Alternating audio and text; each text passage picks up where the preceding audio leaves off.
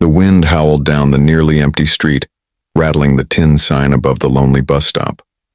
Daniel stamped his boots against the icy pavement, trying to coax life back into his toes. His jacket, threadbare but warm, shielded him from the worst of the cold. He was used to nights like this, used to waiting, used to enduring. Beside him sat a woman who clearly wasn't. Her posture was stiff, her arms wrapped tight around herself as if she could hold the warmth in. Her skirt was pressed, her blouse delicate but far too thin for the biting air. She shivered so hard that even the loose strands of her dark hair trembled against her cheeks. Daniel stole a glance. She didn't belong here. Not in this neighborhood, not on this frozen bench. Everything about her screamed a life of polished meetings and warm cars waiting at the curb. And yet here she was, teeth chattering, clearly alone. He looked at her again. Her lips were pale and she rubbed her arms like she might cry if the cold cut any deeper. With a sigh, Daniel shrugged off his jacket. It wasn't much. An old work coat, frayed at the cuffs, patched at the elbow, but it had carried him through countless winters.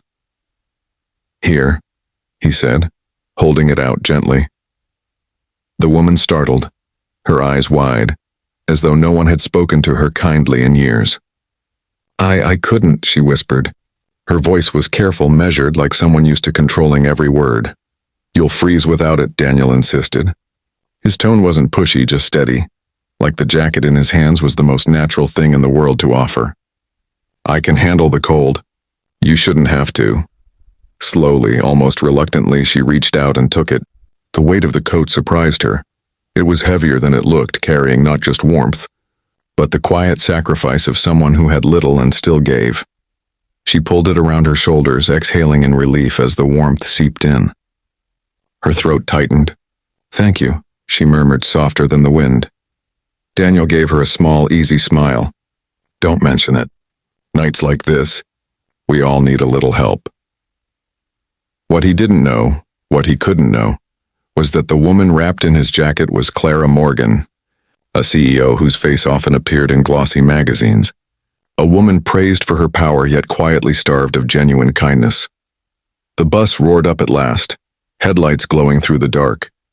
Daniel gestured for the woman to board first, then followed, choosing a seat at the back. He leaned his head against the window, ready for another weary ride home. At the front, Clara sat in silence. She clutched the jacket tighter, the scent of soap and machine oil clinging faintly to the fabric. It was the scent of a man who worked hard, who gave freely without expecting anything back. It had been years since anyone offered her something so simple, so human. The next morning, Daniel dragged himself into the factory. His body ached, his hands raw from the machines, but routine carried him forward. He didn't notice the buzz in the air, the hushed voices, the supervisors standing straighter than usual. "Daniel," his foreman called, nervous. "The new owner's here. She wants to see you." Confused, Daniel wiped his hands on his trousers and walked toward the office. When the door opened, he stopped dead. Behind the desk sat the woman from the bus stop. Only now she wasn't shivering nor fragile. She was composed, radiant in a tailored suit, her dark hair smooth around her shoulders. Her presence filled the room with quiet authority, and in her lap, neatly folded, was his old jacket. Clara rose slowly, her eyes warm in a way that business magazines never captured. She held the jacket out to him. "Mr. Daniel, I believe this belongs to you." Daniel's breath caught. His mind scrambled, trying to make sense of it. This was no stranger in the cold. This was Clara Morgan, the CEO whose name was known across the city. Before he could stammer an apology, she stepped closer, her voice softer now. "You gave me warmth when you didn't have much to spare. That tells me more about you than any resume or reference ever could." She placed the jacket into his hands, her gaze steady. "And I think a man like that deserves more than standing on the factory floor. I want you working with me, by my side." Daniel's fingers tightened around the fabric, his heart thundering.